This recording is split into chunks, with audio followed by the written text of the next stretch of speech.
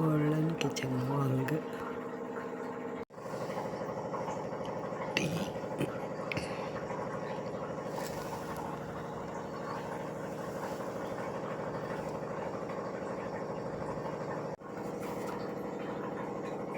రైస్కి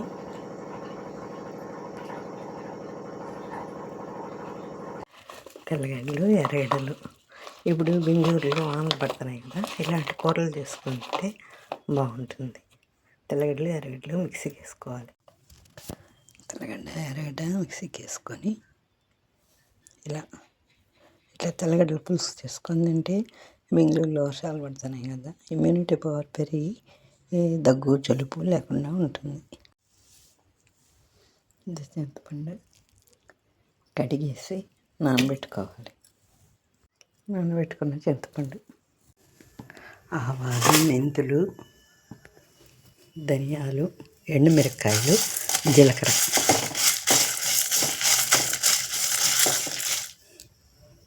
పొడి చేసుకుని నూనెసి, ఆవాలు వేసి, ఈ తెల్లగడ్డ, ఎర్రగడ్డలు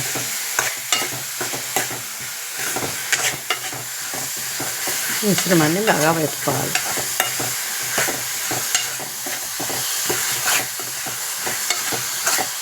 దగ్గు, జలుబు, ఇమ్యూనిటీ పవర్ లేని వాళ్ళకు కూడా ఇది తింటే ఫుల్ ఇమ్యూనిటీ పవర్. ఎందుకంటే తెల్లగడ్డలు ఎక్కువ వేసాం కాబట్టి, తెల్లగడ్డల పులుసు ఇమ్యూనిటీ పవర్ పెరిగి ఏ జబ్బులైనా పోతాయి.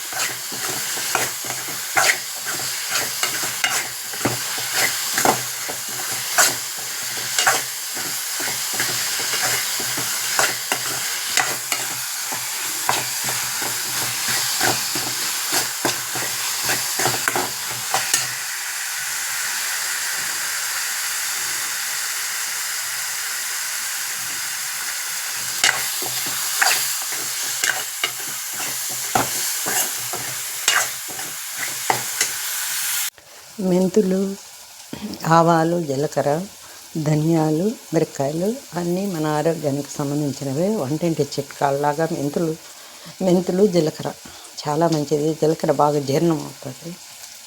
మెంతులు ఏదైనా షుగర్ పేషెంట్లకి మెంతులు కొద్దిగా వేసుకుని, కొద్దిగా ఎక్కువే వేసాను. వేస్తే అది చాలా మంచిది. షుగర్ వ్యాధిగ్రస్తులకి చాలా మంచిది.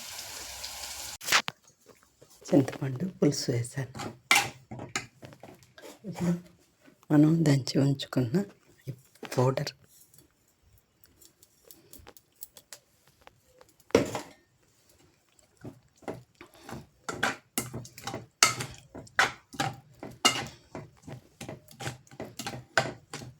బాగా ఉడకాలి. ఉడికితే బాగుంటుంది.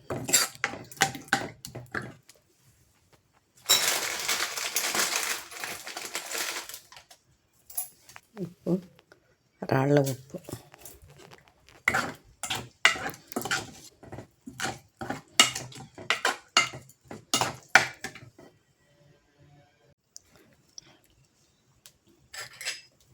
కొద్దిగా పసుపు పొడి వేసాను. చూడండి పులుసు ఎంత సూపర్ అంటే సూపర్గా, ఆరోగ్యానికి మంచిది. బాగా ఉడికినాక దించుకోవచ్చు.